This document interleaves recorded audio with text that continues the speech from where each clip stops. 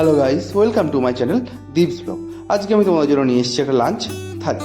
তো খাওয়া শুরু করার আগে যদি ভিডিওটা ভালো লাগে থাকে তাহলে ভিডিওটাকে লাইক ও চ্যানেলটাকে সাবস্ক্রাইব করে দিও। আজকে খাওয়াটা শুরু করবো উচ্ছে আলু ভাজা দিয়ে। তো চলো খাওয়া শুরু করা যাক।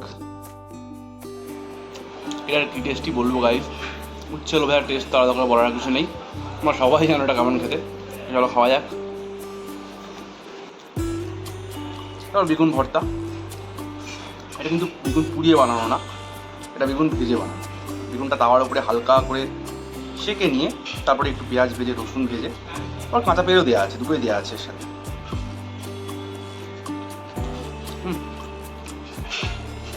এটা কিন্তু দুর্দান্ত হয়েছে, এটা দুর্দান্ত।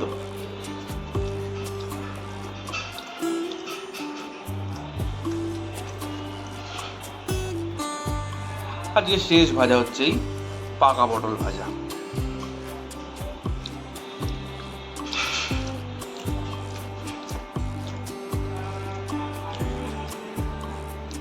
সঙ্গে একটু পেঁয়াজও ভেজে দেখছি, পাকা পটল আর পেঁয়াজ ভাজা। চলো এবার ডালের বড়া দিয়ে খেয়ে দেখি। একটু ঝোল, ডালের বড়া, একটু আলু নিয়ে ভাতটা ভালোভাবে মাখালাম। মাখিয়ে প্রথমে আলু দিয়ে একতলা ভাত মুখে দিই।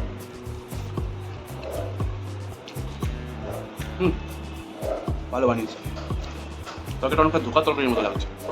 তারপর ডালের বড়া দিয়ে একতলা, আর এবার লাস্ট ডিমের অমলেট, ডালের বড়া, একটা আলু।